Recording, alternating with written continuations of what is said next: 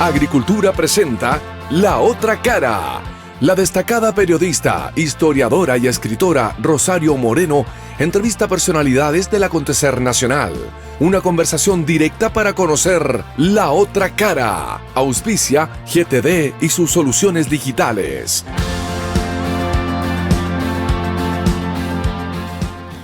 Hola, muy buenos días. Aquí estamos en La Otra Cara con una invitada que ustedes van a recordar mucho porque ha sido varias veces ministra de distintas cosas. Y vamos a hablar de educación, que es uno de los temas muy importantes que ocurrieron aquí en la semana. Estamos con la ex ministra de Educación, Adriana del Piano. Muy buenos días. Buenos días, encantada. Y bueno, vamos a hablar de educación, pero antes me gusta presentar a mi invitado, más allá de decir que fue ex ministra.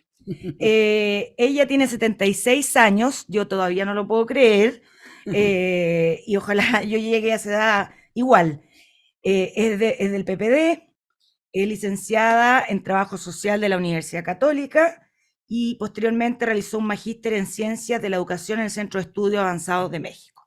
Así es. Militó en el MAPU Obrero Campesino y en 1973 partió exiliada a México. Volvió en la década de 1980 a Chile. Fue ministra de Bienes Nacionales, luego con Lago ministra directora del Servicio Nacional de la Mujer, actual Ministerio de la Mujer y Equidad de Género, y luego ejerció como subsecretaria de Desarrollo Regional. Fue intendenta de la región metropolitana. Desde el 2010 al 2014 fue directora ejecutiva de la Fundación Educación 2020. En 2015, ministra de nuevo del segundo gobierno de Bachelet, ministra de Educación. En 2018 asumió como integrante del directorio de TVN. Y este año formó parte del Consejo para Reactivar la Educación solicitado por el Mineduc. Saqué varias cosas porque si no podríamos estar hasta mañana hablando. Por favor, qué aburrimiento sería para la gente. Pero el currículum está bueno. Está bueno. Bueno, y hoy día, Adriana, queremos hablar, bueno, esta semana se dieron a conocer los resultados del CIMSE, que la verdad estuvieron bastante malos. De hecho, en matemáticas, los más malos en una década. La mitad de los alumnos no pasa el mínimo de estudios que debieran tener en cuarto y segundo medio, que son los dos cursos que se midieron. Y la verdad que esto removió bastante al país. Segundo, mañana se presenta la acusación constitucional en contra del ministro de Educación, Marco Antonio Ávila. Mañana se presenta, no es que se vote, por si acaso. Entonces, vamos a hablar de varios temas en este sentido. Y también, se me fue esta semana, el Colegio de Profesores marchó, hizo una huelga de 24 horas por todo el tema de las demandas que tienen ellos. Y ellos tienen mucho que ver en todo este tema de la educación, de si ha mejorado, si ha empeorado. O sea, también son unos actores muy relevantes en el tema. Bueno, y como mañana es la acusación constitucional, mucha gente dice que esto sería por los dichos del ministro, que una de sus prioridades era la alfabetización sexual, que lo dijo en una entrevista en Mercurio en febrero de este año. Después hubo otra polémica ahora hace poco por textos escolares de aprendizaje de sexualidad que eran bastante subidos de tono para niños de 5 años, y esto se tomó como que lo querían acusar constitucionalmente por su orientación sexual, etc. Pero la verdad, digamos, no es por eso, sino que 3 factores importantes. Primero, porque el año pasado desertaron del sistema escolar 50.529 estudiantes. ¿Ya? Es una cifra muy importante. Esto representa el 1,7% de toda la matrícula del país. Y esto corresponde a un 24% más que el año 2019, previo a la pandemia. Por otro lado, los niveles de educación de los niños debido a la pandemia han bajado mucho. Por ejemplo, aquí tuvimos también al director de la Fundación 99, Gonzalo Plaza, quien vio con estudios que el 50% de los estudiantes rurales perdieron 2 años de clase, 2 años, porque no llegaba la señal, porque no tenían computador. O sea, es una discriminación muy dura para la gente de campo. Entonces, el tema principal es con cómo se ha manejado el Ministerio de Educación durante este año y tanto. Y un tercer tema por el cual lo quieren acusar, pero no se ha dicho mucho, es porque habría problemas de mal utilización de recursos en el Ministerio de Educación, pero no quisieron adelantar por qué los congresistas que van a presentar mañana la acusación, porque dijeron que además podían ser constitutivos de delito y no querían adelantar información. Así que mañana vamos a ver qué pasa. Entonces, exministra. Adriana me dice. Adriana. ¿Eh? Con los antecedentes que hay, ¿cree que corresponde que un grupo de parlamentarios presente a una acusación constitucional al ministro de Educación?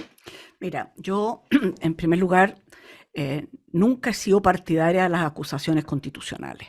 La acusación constitucional, que finalmente es una sanción grande, grave, se tiene que dejar como para última instancia por una situación asimismo muy grave.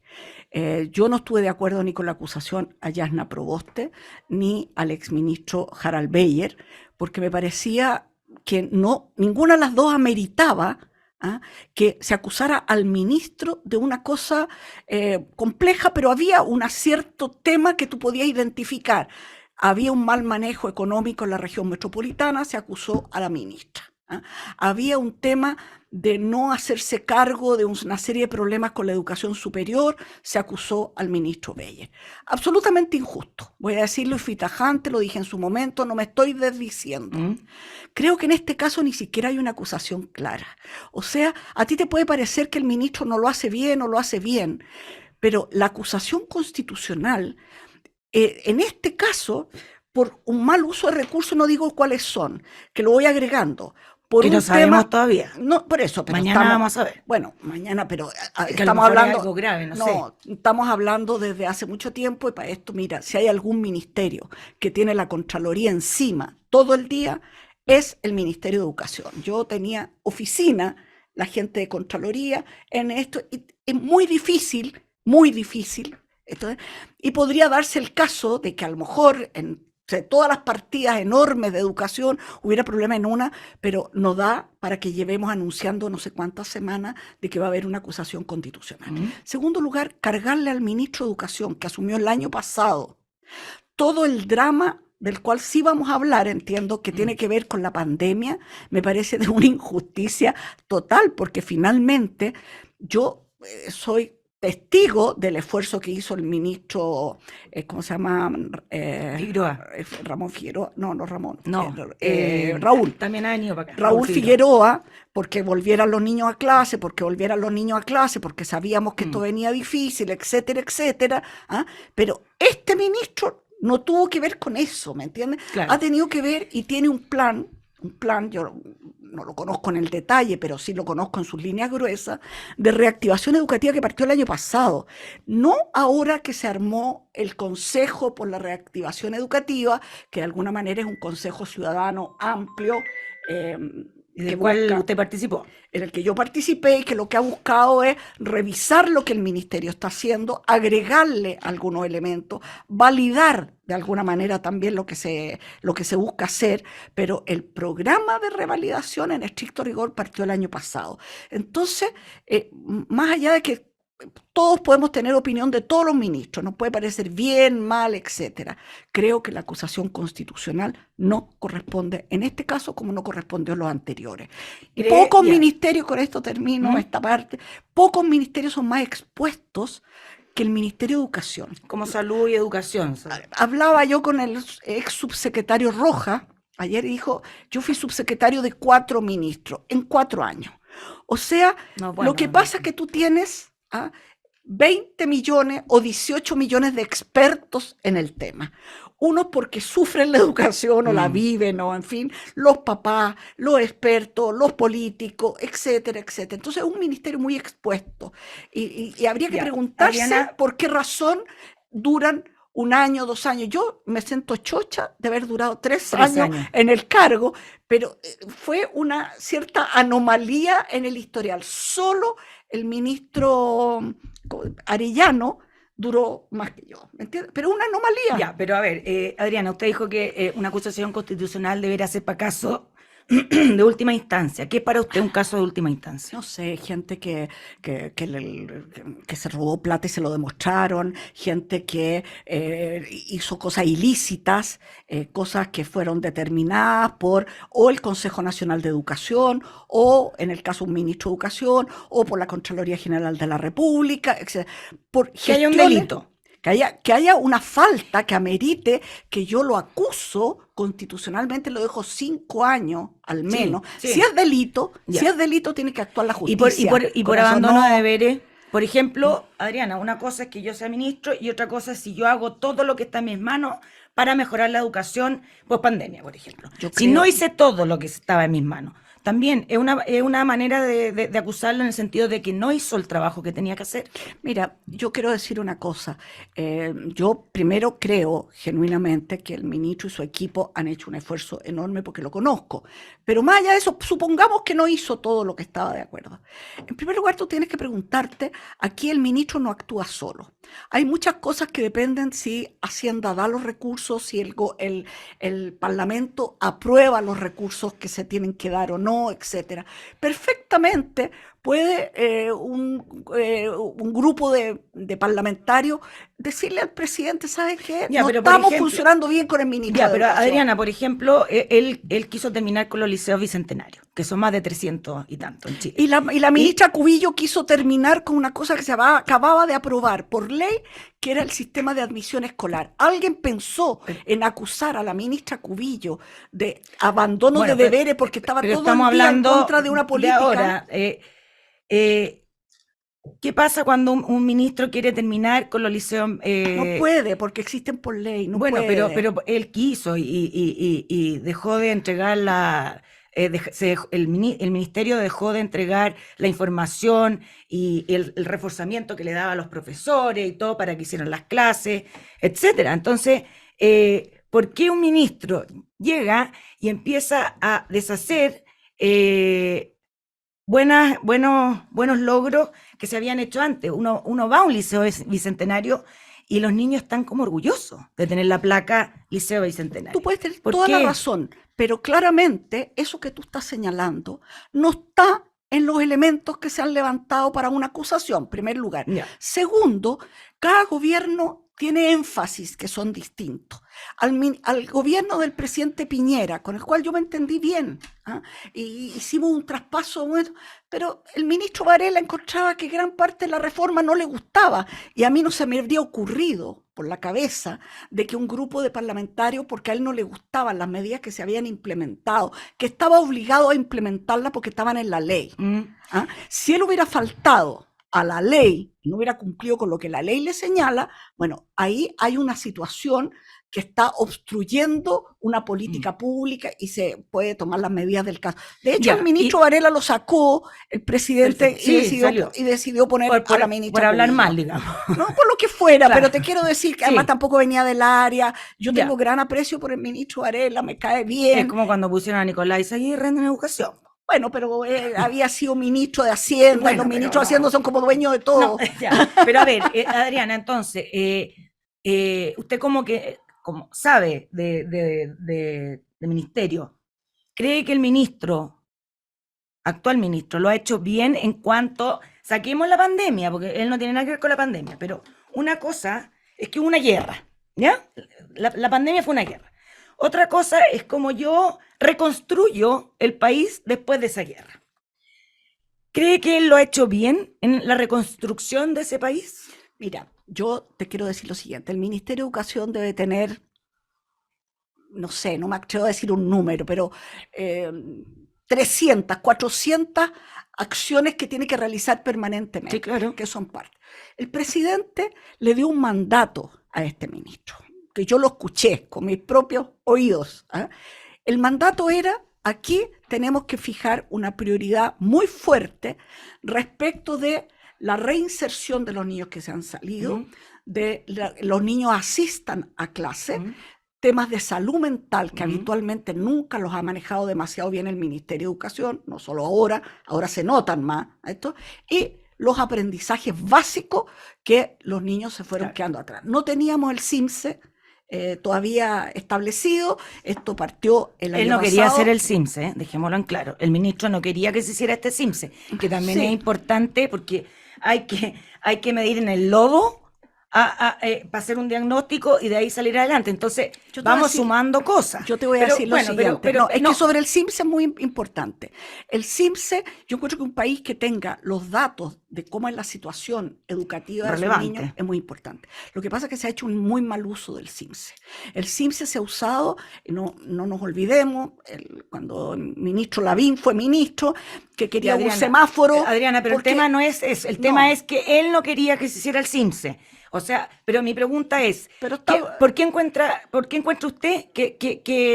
cómo encuentra usted que ha hecho el ministro en esta reconstrucción de educación? Creo que ha hecho cosas buenas y creo que hay otras cosas que distraen, para decirlo bien derechamente.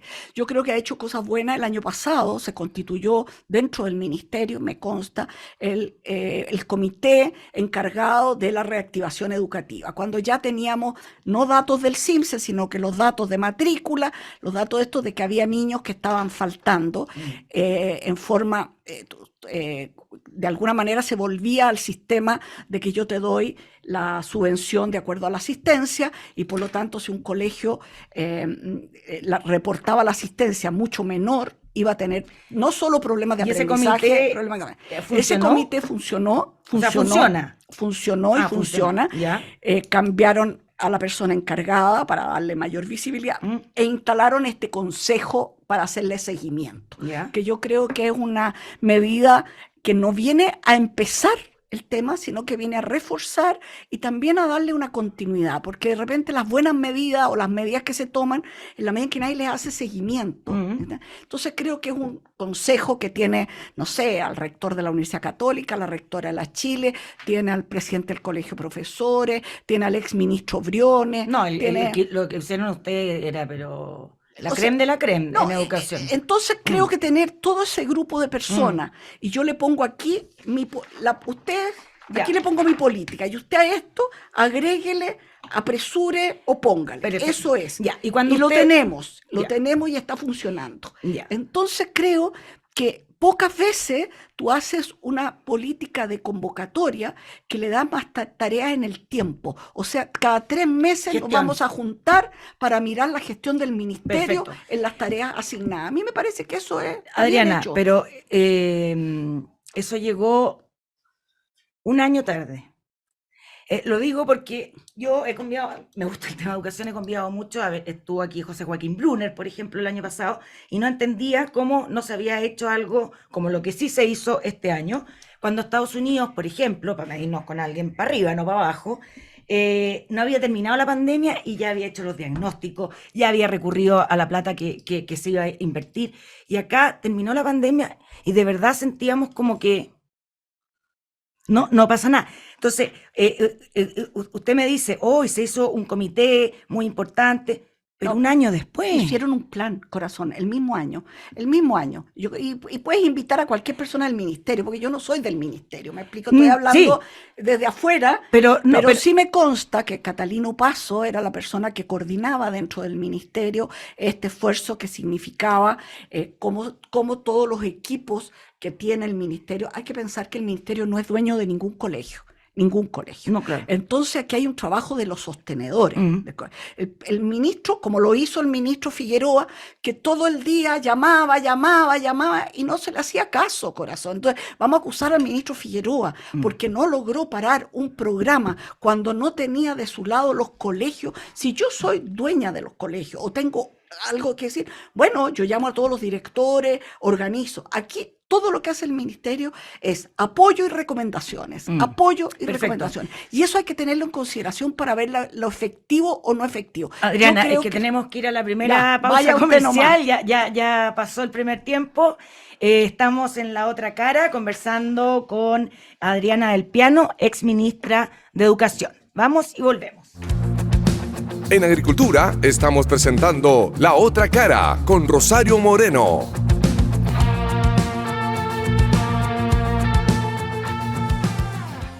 Hola, bueno, estamos de vuelta aquí en La Otra Cara conversando con la ex ministra de Educación, Adriana del Piano. Pero antes de seguir conversando, les quiero contar que nuestros amigos de GTD siempre están junto a las empresas, sin importar su tamaño, porque proveen soluciones digitales que se adaptan a cada necesidad.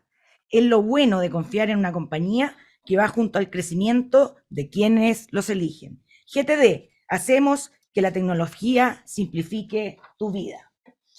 Adriana, usted dijo que el ministro tenía cosas buenas y cosas malas. ¿Cuáles son las malas? O sea, yo creo que, creo que él se instaló con un equipo un poquito restringido. Creo que la amplitud de los equipos es muy importante. ¿A qué le llaman restringido? No sé. ¿De ideología es restringida? De gente muy cercana a él, muy de su confianza. Yo, en general, soy partidaria de trabajar con la gente que está, y no sé, tú te llevarás tu jefe de gabinete o tu encargada de comunicaciones más directamente de confianza. Limpió mucho. Yo creo que ni siquiera que haya echado gente, yo creo que se acercó a un grupo y es algo que yo siento que puede haber sido un problema para la amplitud, para la comprensión, incluso de toda la coalición de gobierno respecto a lo que se estaba haciendo en el Ministerio de Educación. Es un ministerio difícil, no es cosa que tú te sientes y empieces inmediatamente. Gracias a una suerte de que este ministro venía del ministerio. O sea, no es que tenía que entrar a conocer quiénes son, quién es primero y quién es segundo. No, lo conocía perfectamente y yo creo que eso facilitó las cosas. Yo creo, no me acuerdo la fecha, yo la verdad que no estaba tan encima del tema, pero yo diría que a más tardar abril o mayo del año pasado se le encargó esta tarea a Catalina Paso, a quien conozco, que levantara... Ella era subsecretaria. No. ¿Quién? No. Ella es una persona de la línea, una persona que ha estado a cargo de todo el tema de reactivación educativa, y esto duró hasta que a finales del año pasado, comienzos de se nombra a Joaquín Walker.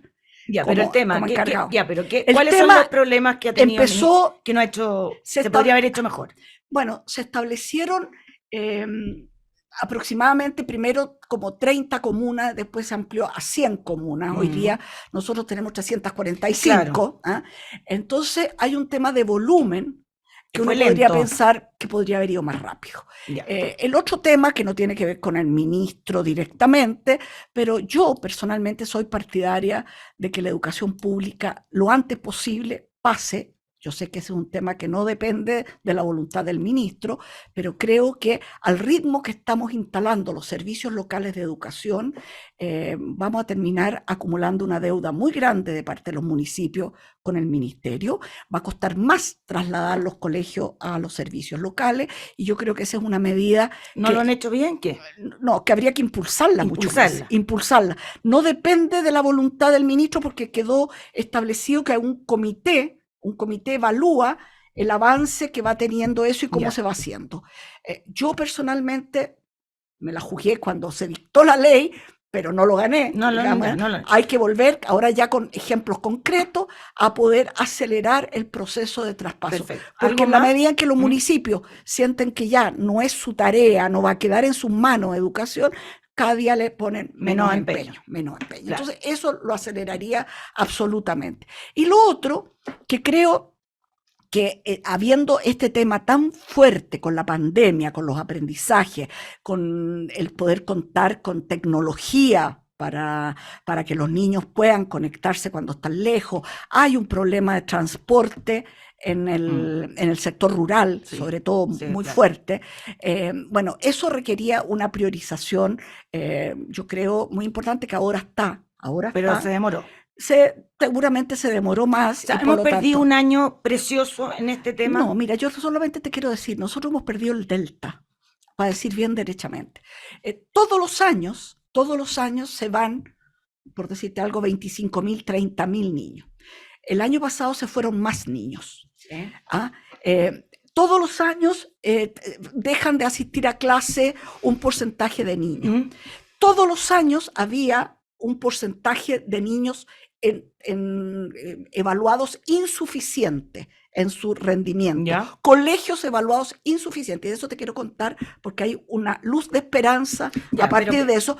Y lo que pasó como efecto de la pandemia es que esto que siempre existió y un drama, porque sean 50.000 niños o 45.000 o 50, hay un tema del cual tenemos que hacernos Sí, claro. cargo. Lo que tú podrías decir, había un delta mayor, o sea, una cantidad mayor de la que todos los años había, y por lo tanto eso es lo que supuso armar un comité interno primero y después externo de reactivación educativa. Pero ¿cuál porque es el tema o sea, que antes se debería haber hecho, antes, no es entiendo un tema, el punto. el tema es que este es un tema permanente de la calidad de la educación.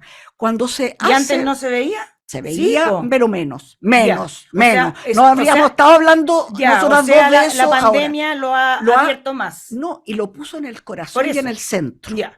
Este Bueno, tema de bueno. que los papás, eso tiene una parte buena, que los papás tuvieran que hacerse cargo en la mitad de su trabajo, de que responda un poquito por aquí, un poquito por acá, y no dejárselo como los colegios, que son los educadores como de todo. Exactamente. Entonces, perfecto. Esos 2 años fueron dramáticos. Ya. Claramente. Sí, claro. Después de los 2 años hay una tarea que es del Ministerio de Educación, pero que es una tarea país.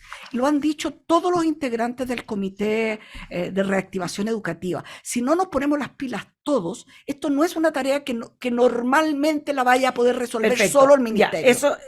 Y ¿tiene algo más, la parte negativa de lo que ha pasado en este año y tanto? O sea, yo creo que se le ha dado una cobertura. El tema sexual, por ejemplo. Mira, el tema sexual, yo quiero ser bien enfática. El tema de todos los lineamientos a partir de los niños trans, básicamente. Educación sexual está en el currículum escolar. O sea, no es algo nuevo. Todos los colegios debieran enseñar a los niños, niñas y adolescentes el tema sexual. Pero te voy a contar. Es que el tema es el siguiente. Un ministro da una entrevista importante en el diario Mercurio, donde dice que una de las prioridades de su mandato es la alfabetización sexual. Cuando estamos saliendo de esta guerra que es la pandemia, lo encontró que era como fuera tiesto o estuvo bien dicho. ¿Qué piensa una mamá que su hijo perdió 1 año en el colegio y que salga este ministro diciendo, ¿sabe qué? Es súper importante la alfabetización sexual? Que uno ve los cuadernos Colón, que con espirales, con información de los LGTBM+, ¿ya? Y todo, no sé cuánto, cuando es una minoría. ¿Por qué no se pone ahí en la minoría de que para los rubios hay que tratarlos así, o a los gordos, porque hay que tratarlos así? Entonces, ¿cómo le cae a una mamá que lo está pasando mal con sus hijos eso? Mira, depende si eres la mamá de un niño LGTB o eres mamá de un niño que no tiene... Pero podemos pensar en la mayoría de los niños. Por supuesto, pero lo que te quiero decir es que a eso quiero ir. Primero, yo no estoy de acuerdo con haberlo levantado como tema. Me parece que habiendo tanta tarea urgente, levantarlo como tema es uno de los distractores. ¿Levantarlo como tema o dedicarse al tema? Bueno, no sé cuánto. Una cosa es no contarlo y otra cosa es No. Yo lo que creo que el ministerio todos los días, el ministerio tiene que preocuparse de los niños con deficiencia acústica, auditiva y no sé qué, para que den su prueba de fin de... llámese PSU, prueba de aptitud académica, es parte de su tarea. Tiene que preocuparse de la inserción de los niños trans, sí, está entre sus tareas. Todo eso. Yo no lo habría levantado como tema ministerial. Si tú me preguntas a mí, creo que es un tema que confunde, que agrega elementos. Pero una cosa pero yo haría la tarea. Pero yo habría hecho las tareas y hay que hacerlas. O sea, no contarlo, pero hacerlo. Es que no contarlo. Es que usted me dice no levantarlo. Levantarlo es cuando yo digo, tengo comunicacionalmente. Todos los ministros tenemos prioridades. Yo te podría decir que yo ¿debiera ser una prioridad? Yo tenía de prioridad para el gobierno de la presidenta Bachelet sacar tales leyes. Esa era mi prioridad. El ministro tiene de prioridad la reactivación educativa. Exacto. Eso está bien. No quiere decir yo fui a inaugurar CFT, yo hice un montón de cosas que podrías tú pensar que no estaban dentro de la prioridad total. Y el ministro habló de la educación sexual porque seguramente en el programa originario lo tenían. Y para mí, si tú me preguntas a mí, me parece que no correspondía levantarlo cuando hay esta preocupación país sobre otros temas. Distrae, tiene hoy día un sector en contra a partir de pescarlo de ese punto, pero lo que sí te quiero decir es que el ministerio tiene cotidianamente no 3 tareas, tiene 100 y 200 tareas. Adriana, no es que las oculte, es que las tiene que hacer. Adriana, eso no es solo en el Ministerio de Educación. Y a todos los que nos toca un trabajo nos fijamos de una cosa, nos tenemos que fijar de muchas. O sea, es la pega de él. Para mí es la pega de él. Para mí esta era una más. Nadie lo obligó. Esta era una más y no la prioritaria. Si tú me quieres preguntar, sí, esta era una más, no la prioritaria. No la prioritaria. Claro, porque... entonces se entiende cuando la mamá lee una mamá de niño no LGTB, lee y dice, preocupado esto, quizás qué habrá dicho ella en su interior, y no se preocupan de que mi niño tenga acceso a internet o que mi niño vaya al colegio. O sea, hay que entender la rabia y la frustración de la familia chilena. Pero puedo decirte algo, yo quiero ser bien esto. Mira, cuando a finales del gobierno de la presidenta Bachelet apareció una asociación, fue a hablar conmigo, una asociación de padres de familia de niños trans. Y a raíz de niños trans muy chiquititos, no te estoy hablando de 14 años, te estoy hablando de niños 7, 6, 8, etc. Y el sufrimiento de estos niños en el colegio, patatín. Nosotros sacamos a través de la Superintendencia de Educación un comunicado, una circular, con ciertas recomendaciones. Esas recomendaciones se mandaron a todos los colegios de Chile, todos, particulares pagados, esto otro, de tener en consideración ciertos elementos que le hicieran más fácil la vida a ese tipo de niños. Después se armó una mesa que la presidió la subsecretaria. Es que, ¿por qué? ¿Por qué te lo digo? Porque parte importante del material, no los cuadernos Colón, porque yo no tengo nada que ver con los cuadernos Colón ni con otros cosas. Sí, pero parte de esto ya existía en el ministerio. Está bien, pero a ver, ¿y por qué no existe algo también en los cuadernos Colón para los niños gordos, obesos? ¿Por qué no existe algo en los cuadernos que también sufren? ¿Por qué no existe algo para los niños cojos? ¿Por qué no existe? Entonces, la pregunta, Adriana, es, ¿por qué hacer escándalo? Porque la verdad es hacer escándalo con los niños gays, que está bien, son una minoría como muchas otras minorías que deben ser aceptadas en un colegio. Pero se hace como un festejo de que los estamos ayudando y todo. ¿Y quién ayuda a los enanos, por ejemplo? Yo tenía una enana aquí. Y todo. ¿Por qué no hay? ¿Por qué creo que existe un programa que es el PIE, que es un programa de integración educativa, que justamente lo que busca, tiene subvención y tiene recursos, es cómo se puede integrar a todos los niños que tienen en general una cierta discapacidad. Pero eso no se sabe, Adriana. Poco. Lo sabe la comunidad educativa, por eso que lo aceptan a los niños, los cursos, los colegios. Pero todos hablamos de los LGTB más. Mira, yo no quiero. O sea, a eso voy. Yo no quiero, te lo estoy diciendo con todas mis letras, que el ministro no lo habría relevado. No es ocultarlo. No. Yo no lo habría relevado porque es una política que existe, que está ahí, que los colegios la saben, tienen que manejarla y punto. Exactamente igual. ¿Por qué lo relevó? Habría que preguntárselo a él. Claro. Yo no habría sido partidaria de relevarlo porque creo que distrae de estas 3 tareas principales que él entregó. Y que son urgentes y es importante. Y que se están haciendo. Ojo, eso es todo lo que yo diría. Adriana, ustedes cuando estuvieron, les recuerdo, en febrero comenzó el Consejo para reactivar la educación con la crème de la crème de gente entendida en el tema. Entre ellos, Adriana del Piano. Yo quiero saber un poco, cuando les llegó la información de lo que estaba haciendo el ministerio, ¿les llamó la atención si era pobre, si no era pobre, si era harto, si era poco, si era ancho, si era angosto? ¿Qué te llamó la atención? Mira, me llamó la atención de que no fue cuando me instalé que yo supe, lo supe antes. Entonces, bueno, antes, pero no importa, antes de que se estaba haciendo este esfuerzo por comuna de focalizar, etcétera. En ese sentido, yo fui muy partidaria que hubiera un CIMSE en esta ocasión, con un CIMSE que se constituyera en una especie de línea de base. Claro. Se le va a entregar a cada colegio, se le está entregando ya, cada colegio va a saber de su colegio cuántos niños, no solo, o sea, cuáles son los puntos más débiles que tiene el colegio. Solo así ese colegio puede armar un plan de fortalecimiento de la educación. Es la lectoescritura de las mujeres. En general, las mujeres leen más fácil, les va mejor que a los hombres, en general.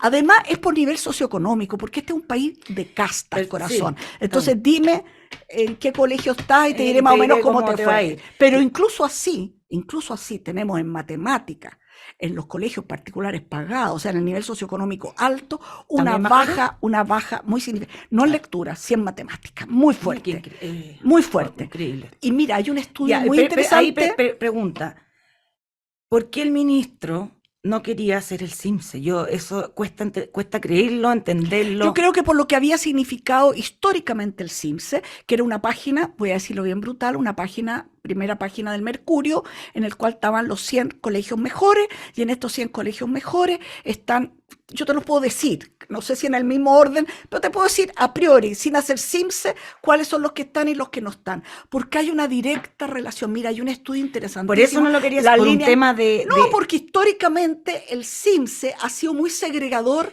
como resultado. Pero él no entendía que estábamos en una situación especial. No sé, finalmente se hizo el CIMSE y la Agencia de la Calidad, pregúntaselo a él.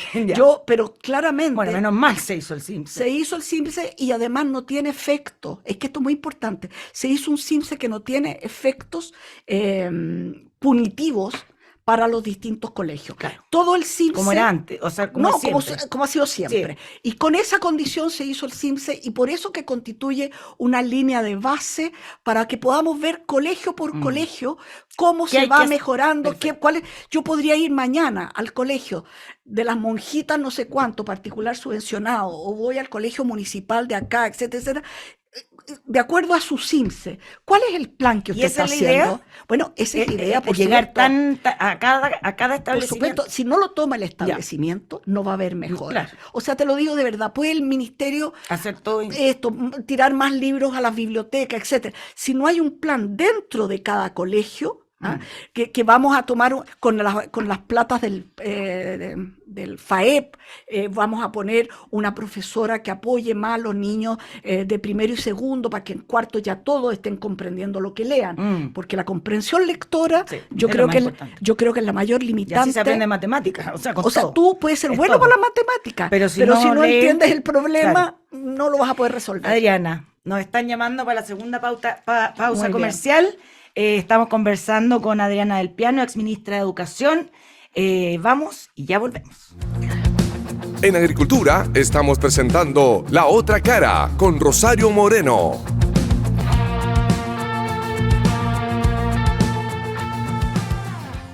Bueno, estamos de vuelta ya en el tercer bloque con Adriana del Piano, exministra de Educación.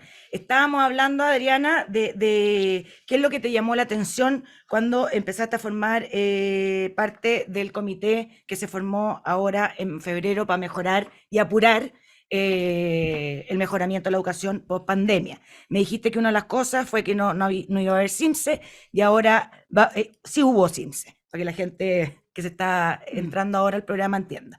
¿Qué más te llamó la atención? Mira, yo en primer lugar me llamó la atención la disposición de los 22 personas convocadas. Yo te diría que, no sé, el 80% de esos 22 estaban en una disposición de que si se los requería el año entero, estaban dispuestos a trabajar el año entero. Mira. O sea, había una disposición. Y no les pagaban. No, nada, Ya. nada, las Pero es gracias. que es bueno decirlo, porque... No, las gracias y un cafecito, Ya, que a veces tenía un catering mejor. Ya. Un quequito. Que había quequito y había Ya. juguito, en Ya. fin, no, eso fue con cariño. Ya. Pero te quiero decir que había una disposición de todos los sectores, porque ahí estaban todos los Todos sectores, los sectores políticos, sí. porque, por ejemplo, estaba la presidenta de la Asociación de Municipios y estaba el presidente de la Asociación de Municipios Rurales. De Ignacio Briones. Estaba Ignacio que era Briones, de Piñera. estaba Herrera, que es Sí, de los colegios ya, eso particulares también te llamó la subvencionados. atención. El colegio de profesores me llamó ¿Qué la más? atención. ¿Ah? Entonces, yo diría que ahí hay un tema muy importante. Segundo, el ministerio presentó, no teníamos el CIMSE, pero presentó diagnósticos que había hecho con los equipos de estudio del ministerio, no solo estudios propios, sino también de otras estudios de las universidades. universidades, etcétera. Por lo tanto, habían antecedentes suficientes para decir, mira, por aquí van los problemas mayores. Ya. En este grupo de niños, y se armó una cosa muy bonita, que es bueno que la gente lo sepa. Se armó una agrupación de organismos no gubernamentales que trabajan en educación, que levantaron la campaña Yo Leo, Yo Leo, en que yo me enteré ahí, a muchas las conocía porque yo también he trabajado en organismos no gubernamentales, Sí. pero no sabía la cantidad infinita de grupos de personas que hacen experiencias muy innovadoras, muy bonitas, pero en chiquitito. Yeah. O sea, que son mucho experiencia piloto, por decirlo de alguna manera. Y el gran tema ahora es cómo eso, al juntarlo con las necesidades que el ministerio tiene, se puede transformar o influir en las políticas públicas en educación. Perfecto. Yo creo que eso ha sido también ya un primer paso de generosidad. Te puedo nombrar Susana Claro, Rosita Puga, sí, algo más Magdalena Claro, todo, etc. ¿Algo más que le llama la atención? Muy importante. Después me parece que hay muchas recomendaciones y mucha demanda sobre... en primer lugar, las universidades.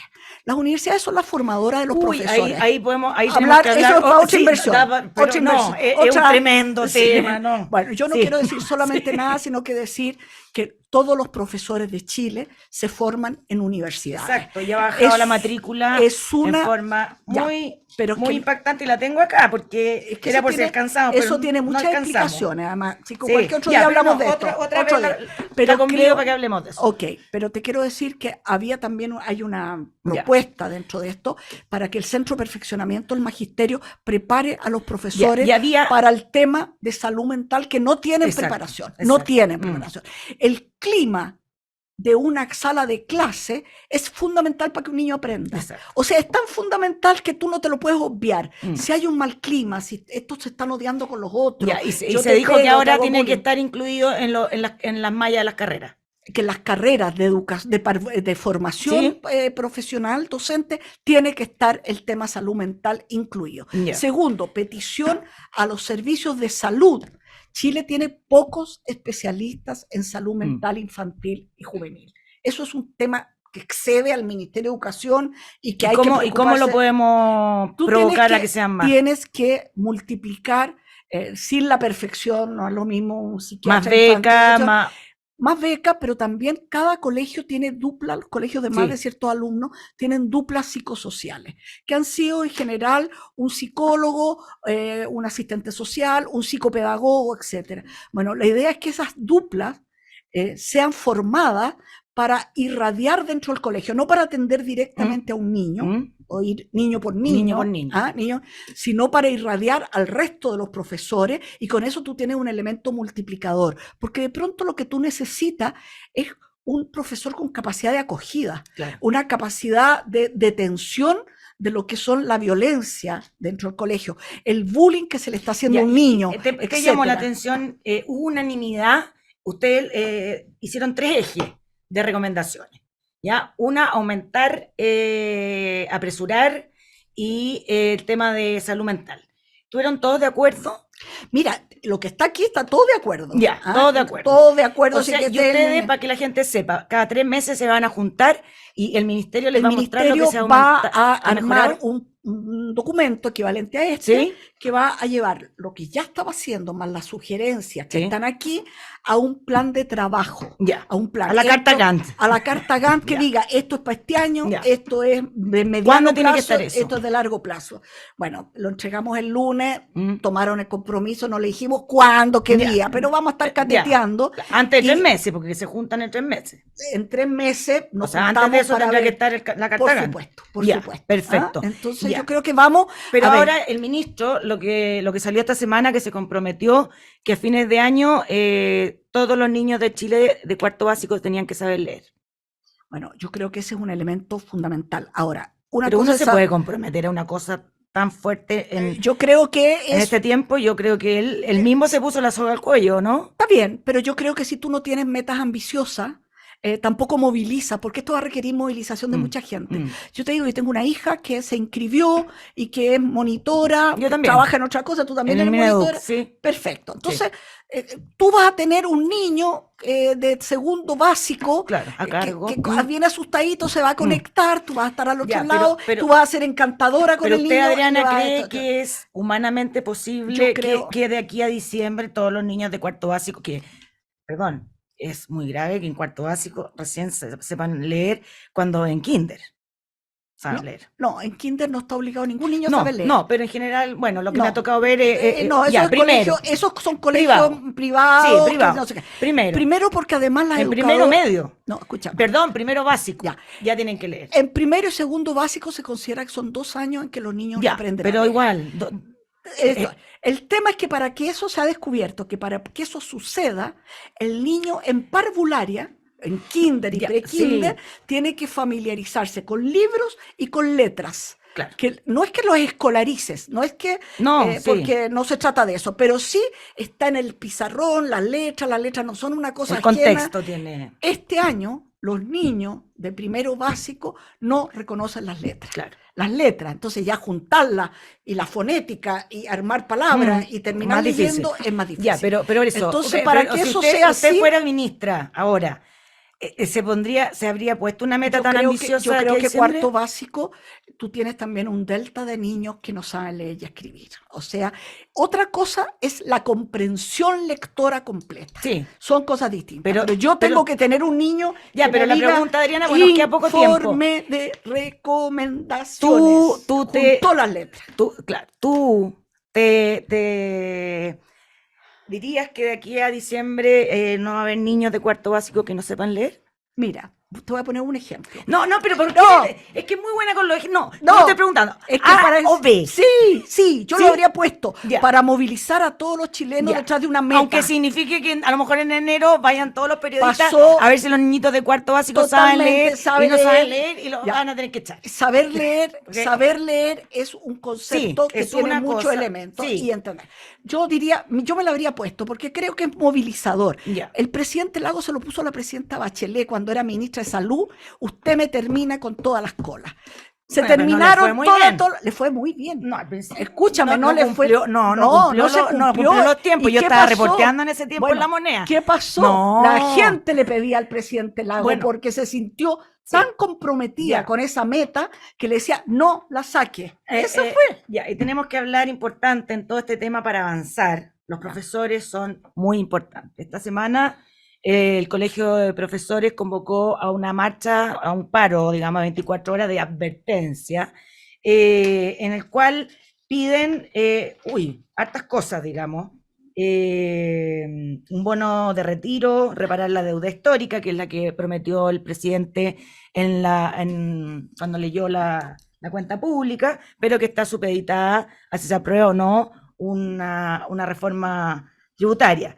También mayor cobertura para salud mental, soluciona la violencia escolar, cosas que antes no estaban, agobio laboral, fortalecer la educación pública, adelantar las vacaciones de invierno y terminar con la deuda previsional. ¿Cree, Adriana, cómo es tratar como ministra con el Colegio de Profesores, primero? Primero yo te diría que parte importante de toda esta demanda son como permanentes, como que no se hiciese nada. ¿ah? No, la Eso, deuda histórica es como no, pero es que incluso sobre la deuda histórica así se hizo, y vuelve ya. para atrás, vuelve para atrás. Yo, mira, con mucho respeto para un gremio que sabe defender el gremio más que la educación. Eso es lo que yo diría derechamente. Estando como estamos, ir a paro de advertencia a mí me parece que no es la manera, porque además ellos tienen la puerta abierta, lo saben, ¿ah? Para conversar con quien le parezca en el gobierno y ver sus problemas. Yo te digo, miro el tema deuda histórica. Solo decirte que nosotros terminamos entregándole un disquete a los... hicimos un trabajo de hormiga para saber cuántos eran los profesores, exactamente con nombre y apellido, y lo cruzamos con el registro civil para ver cuáles estaban ¿Y vivos. cuántos eran? Entonces, eran un poco menos de 60.000 profesores Ya. estos son todos gente mayor, etcétera, que se vieron perjudicados cruzó, por pero- el tema, Ya. por una acción que tomó la dictadura de pescarlo y tirarlo a los municipios. Esa es la verdad. Ok, ¿qué acuerdo habíamos planteado? Esta lista se la lleva el Comité de Ministros que vea la reforma previsional para ver cómo puede hacer una compensación a estas personas y con eso terminar la deuda Ya. histórica. Y ustedes la terminaron. Nosotros entregamos Vieron la- el disquete al Colegio de Profesores y al Consejo de Ministros. En eso se terminó el gobierno de la presidenta Bachelet, vino otro gobierno, etcétera, y por lo tanto yo habría retomado No se ese siguió con ese acuerdo. tema. No se siguió. Ya. Segunda cosa, salud mental, violencia, etcétera. Es verdad que el tema de salud mental en los alumnos, que también afecta a Es terrible. profesores, ha llevado a que la gente, y no los alumnos solamente, porque los padres también aquí tienen un papel y un rol, ¿ah? Que se pierda el respeto a las instituciones, a la figura. Yo creo que eso nos hace un daño profundo como país. O sea el que sea el presidente de la República, si fue electo democráticamente, ser presidente merece respeto. Si la gente votó por ese parlamentario merece respeto. Y un profesor que hace clase en un colegio, que saca la mugre por sacar a los niños adelante, merece respeto. No porque le puso una nota. Usted habló de los papás. Viene el Los papá, papás, usted habló de los también. papás.